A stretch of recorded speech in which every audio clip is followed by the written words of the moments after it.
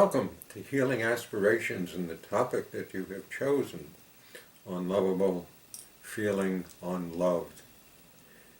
Now, this is a tough little topic, and I've been thinking, how in heaven's name do you introduce this topic? Of feeling unloved, unlovable. I look at myself and how I have felt throughout my life. And I can remember back to, possibly being 4 years old. And even at this young age, feeling uneasy about myself and not knowing how to put any words on it, and certainly not knowing how to talk about it with my folks. And yet, I know in retrospect, they loved me the best that they could. They loved me. They didn't do something so negative with me that I would have the feeling of being unloved. But that feeling of being unloved was there. And it stayed there in circumstances and incidents that popped in and out. Sometimes I was distracted from it, but there was a feeling of being unloved. And in thinking about it, what I came down to it in recent times was that I had a feeling of being unlovable, that I walked around with a chip on my shoulder. I walked around believing that people were not going to love me. In anticipation, didn't have anything to do with what was going on at that moment, but in anticipation that I wouldn't be loved, that I would have to go after it. And that brought me to the conclusion that feeling unloved was not the ultimate problem. Is the problem the feeling of being unlovable? So I'll turn around and ask you of why you came to this segment of Healing Aspirations. What do you feel? Are you in a circumstance where you feel unloved? Or are you depressed and you feel nobody can love me? Are you at the point where you question your own qualities? And yet, you're tuned into this, which means you're looking for perspective, and that's good news. It means that somewhere within your mind, you're getting a nudge from somebody or something to face this issue, to look at it. Don't put it away. It's necessary to look at it. And by my experience, it's God who is nudging you to do this. Because feeling unlovable is the fundamental issue of what goes on in the human race.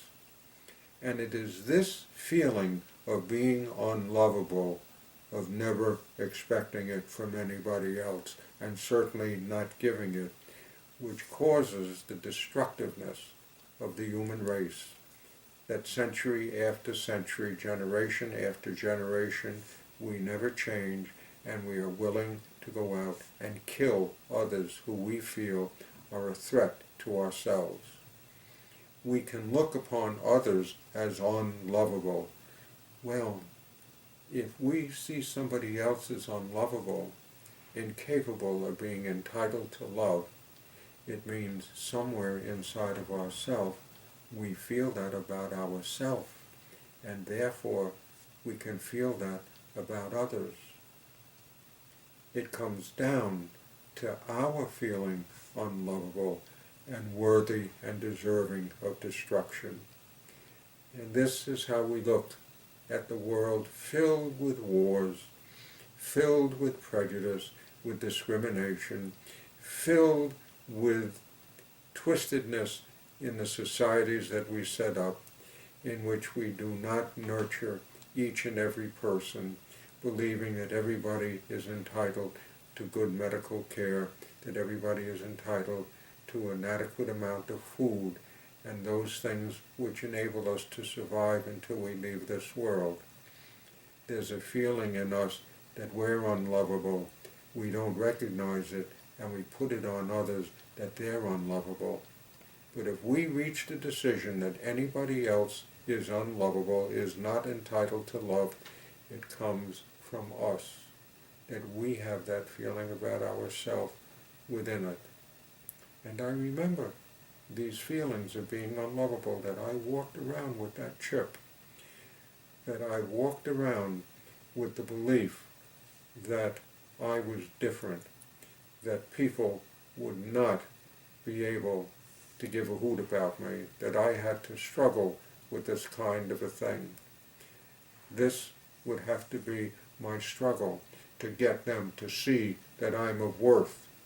But I had made the belief that they looked upon me as without worth. And where did it come from? They never said anything like that to me. My mother and father never said anything like that to me. It came from me. That the human mind feels unlovable. Oh, it can hide from it. We can make statements that, oh, but I do feel loved. I'm a fortunate person. I feel loved. But if we push it to a point that if somebody who you believe truly loved you and then suddenly turned against you, how would you feel?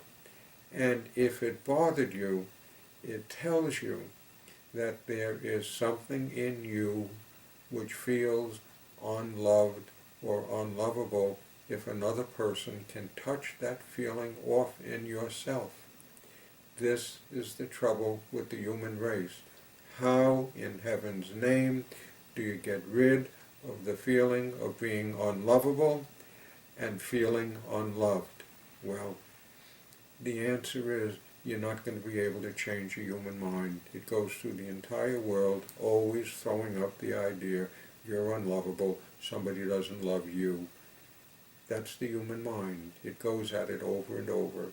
And the only way that you lose it, the only way is that you have to ask God's entrance into your consciousness. You have to ask God's help. Is there a way to get over these feelings?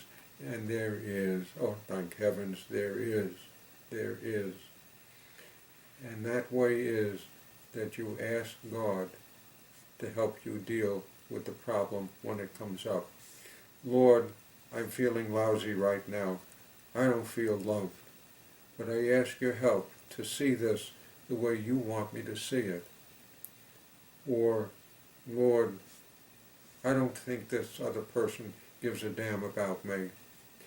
But I ask your help to be able to see that person the way you want me to see them. Or, Lord, I want your help. Am I feeling right about that person? Or is it me that I need to ask help for? Is it possible I'm off base and I want to see it? And we have to grow to that point. And it took me years and years and years to be able to get there, because I walked around with that stuff for years and years and years and never was able to surface it and put it out there, or to deal with it and ask advice for it. 10 years of counseling I put myself through in order to learn how to be able to handle these things, and it still bothered me until the answer came that I had to let go of this unloving, unlovable human mind of mine that was doing all this, and seek for another mind. And the mind that I sought for was, Lord, I want to feel about myself the way you want me to feel. Lord, I want to feel about myself as you feel about me. I had to be able to recover that other mind in me which feels lovable all the time because it was made lovable. God made me to feel lovable. He made me a lovable being to give away love like God. And I had drifted away from it. I had drifted away. But when I ask God to look upon myself as God looks upon me, I recover the fact that I'm lovable. I feel it because the many times that I've had out-of-the-body experiences and my human mind is not available at that point, is not functioning where I am, when I'm in that divine mind and in that divine destiny, when I'm in that divine place of love that we might call heaven or the kingdom, all I feel is loved and belonging. And so which is right? Well, I know which is right. It's that. And when God returns me to the world and I'm back again into the influences of the human mind, it begins its nagging again and again. But again and again God nudges me. That's the answer to it. And I seek and say, no, Lord, don't want those feelings. I want to feel as you want me to feel. I want you as me. I want you as me. And I get it. And even though I can't hold on to it because the human mind knows how to distract me and get me away from it, I catch it again in another cycle because I know the truth is God made me lovable and loving. The crucial part is loving, and that I'm in this world now to give away love.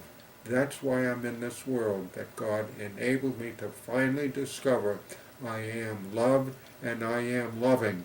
And it is my job to help others to recover this as well and to get rid of the sickening human mind that so distorts things and makes us such a bunch of savages. Hope this is helpful to you. Thank you. Glad for you that you looked up this topic. Right on, right on, right on, right on. Bye-bye for now.